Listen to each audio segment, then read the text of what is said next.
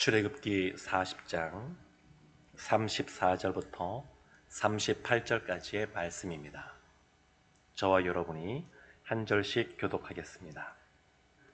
구름이 회막에 덮이고 여호와의 영광이 성막에 충만하매 모세가 회막에 들어갈 수 없었으니 이는 구름이 회막 위에 덮이고 여호와의 영광이 성막에 충만함이었으며 구름이 성막 위에서 떠오를 때에는 이스라엘 자손이 그 모든 행진하는 길에 앞으로 나아갔고 구름이 떠오르지 않을 때에는 떠오르는 날까지 나아가지 아니하였으며. 함께 보겠습니다. 낮에는 여호와의 구름이 성막 위에 있고 밤에는 불이 그 구름 가운데에 있음을 이스라엘의 온 족속이 그 모든 행진하는 길에서 그들의 눈으로 보았더라. 아멘. 지난 몇 년 동안 날마다 5, 6도와 바다를 보는 그러한 시간들이 있었습니다. 사무실에서 눈을 들어보면 광안대교도 보이고 바다도 보이고 오륙도도 보이고. 근데 서울에 와서 또 감사한 것은 지대가 약간 높아서 그런지 저희 집에서 보면 남산이 보이고 남산 타워가 보이고 그렇습니다. 어제 오후 늦게 남산을 보는데 거기에 구름이 가게 그 위에 양털 같은 하얀 구름이 쫙 떠 있는 겁니다. 미세먼지도 별로 없어서 가시거리도 잘 나오고 그 구름을 보면서 그런 생각을 했습니다. 출애굽했을 때에 시내산에서의 하나님의 임재 가운데 구름이 아주 그 시내산을 가득 이렇게 덮고 있었고, 그리고 오늘 본문 출애굽기 40장 맨 마지막 그 부분에 보면 성막 위에 그 구름이 가득 이렇게 차 있는 모습을 볼 수 있습니다.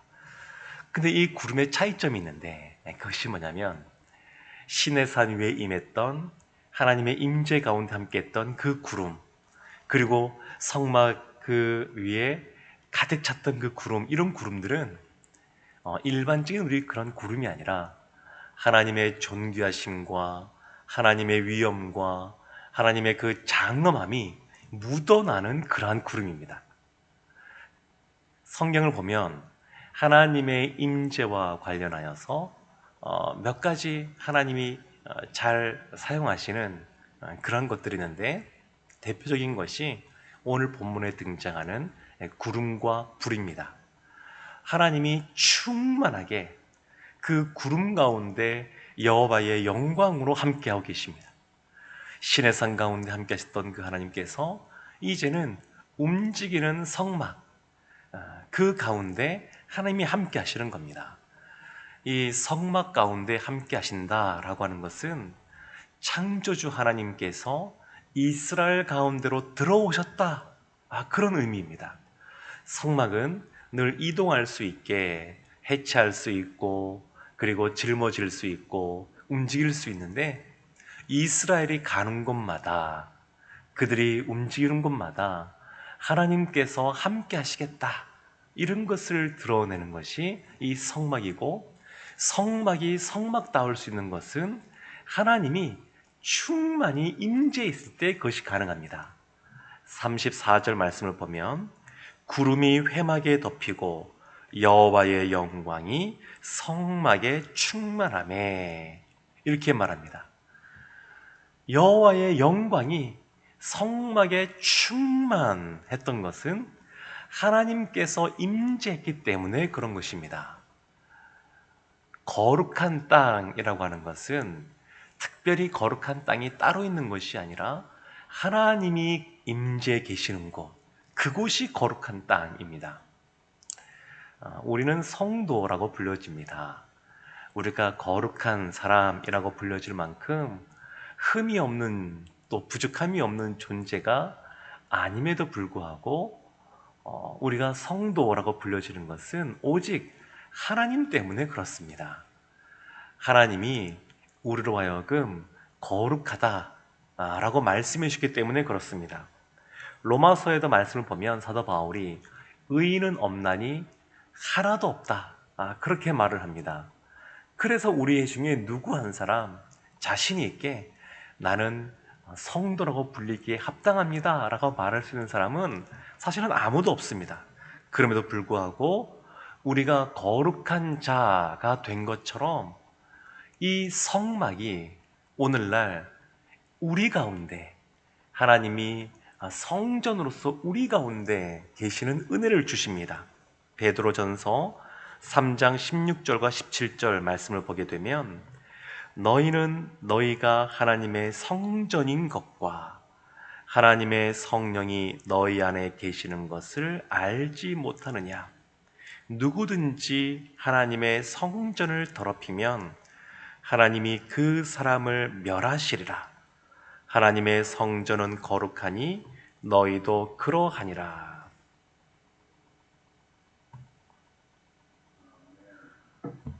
우리가 성전이라고 말씀하십니다.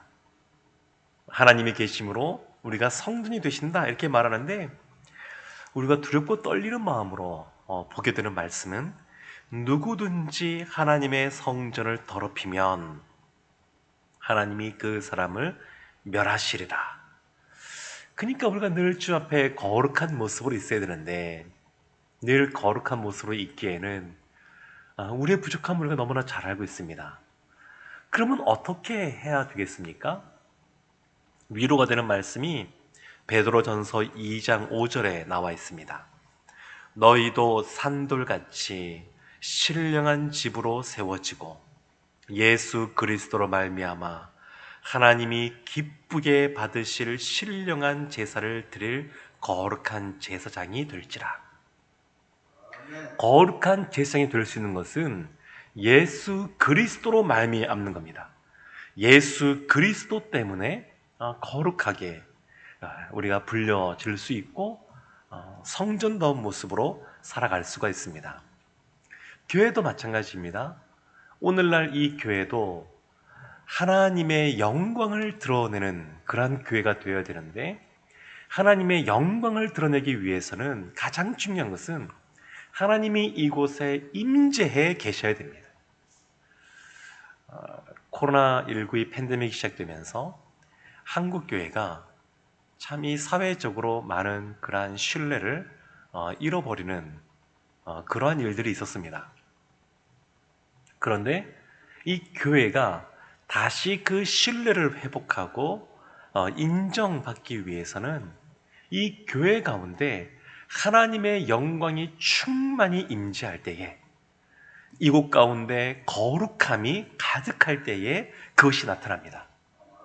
또한 한 사람 한 사람이 하나님이 거주하시는, 성령 하나님이 거주하시는 성전이 되었는데, 우리가 이 세상과는 다른 하나님의 자녀로서의 합당한 거룩한 모습으로 하나님의 임재 가운데 충만한 모습으로 살아갈 때 세상에서도 인정하게 됩니다.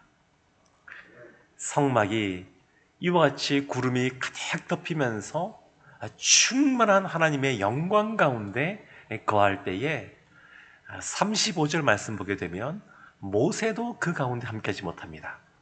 35절에 모세가 회막에 들어갈 수 없었으니 이는 구름이 회막 위에 덮이고 여호와의 영광이 성막에 충만함이었으며, 시내산에서 40일 동안 그 주야로 하나님과 함께 있었던 그 모세도 하나님의 그 거룩한 충만한 하나님의 임재 가운데 사실은 들어갈 수 없는 연약한 인간이었습니다. 그래서 우리가 늘 하나님 앞에 나와 예배드릴 수 있다고 하는 것, 하나님을 대면하여 기도할 수 있다고 하는 것, 이것은 너무너무 큰 은혜입니다. 예수 그리스도로 말미암아 우리가 이렇게 담대하게 하나님께 나아갈 수 있게 되었고, 그리고 그 하나님과 더불어 하나님의 임재 가운데, 성령의 그러한 임재 가운데 그 동행하는 삶을 살 수 있다고 하는 것은 너무너무 큰 은혜인 것을 볼 수 있습니다. 사랑하는 성도 여러분, 성막 위에 여호와의 영광이 충만히 임재하였습니다. 하나님의 임재하심 뿐만 아니라 하나님께서는 이스라엘과 또 함께 하시며 그들을 인도하십니다. 36절 말씀입니다. 구름이 성막 위에서 떠오를 때에는 이스라엘 자손이 그 모든 행진하는 길에 앞으로 나아갔고, 구름이 떠오르지 않을 때에는 떠오르는 날까지 나아가지 아니하였으며. 하나님이 얼마나 이 이스라엘을 사랑하시는지 모릅니다. 그래서 그들 가운데 나아가고 멈추는 그것을 다 알려주십니다. 복음성가 중에 주님 말씀하시면 내가 나아가리다, 주님 뜻이 아니면 내가 멈춰서리다, 이러한 찬양이 있는데, 그것처럼 이스라엘이 이 성막 가운데 그 구름 기둥이 떠오르면 우리가 움직이게 되는가 보다, 그렇게 생각하게 되고, 그것이 멈추면 멈추게 되는 겁니다.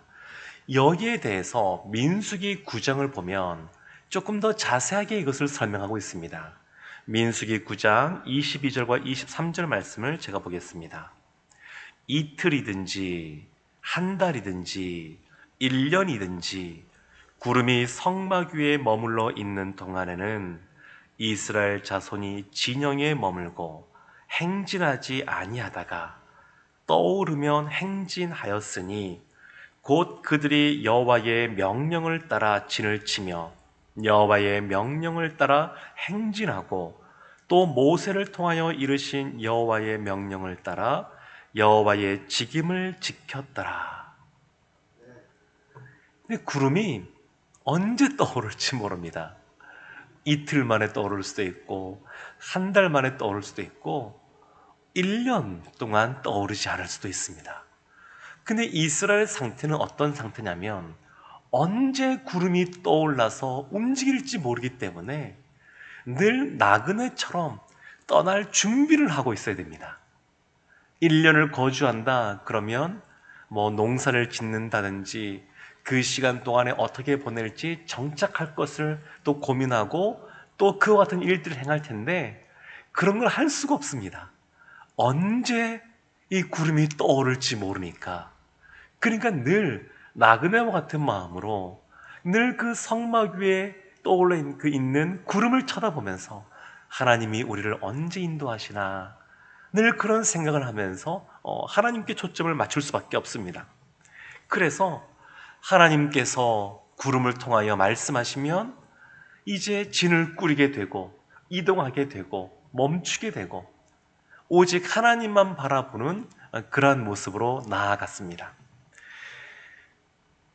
베드로전서 2장 11절에 보게 되면 이렇게 말합니다. 사랑하는 자들아, 거류민과 나그네 같은 너희를 권하노니 영혼을 거슬러 싸우는 육체의 정욕을 제어하라. 거류민과 나그네, 우리의 인생이 그렇다는 겁니다. 야곱만이 아니라 우리의 인생이 늘 나그네 같은 인생입니다.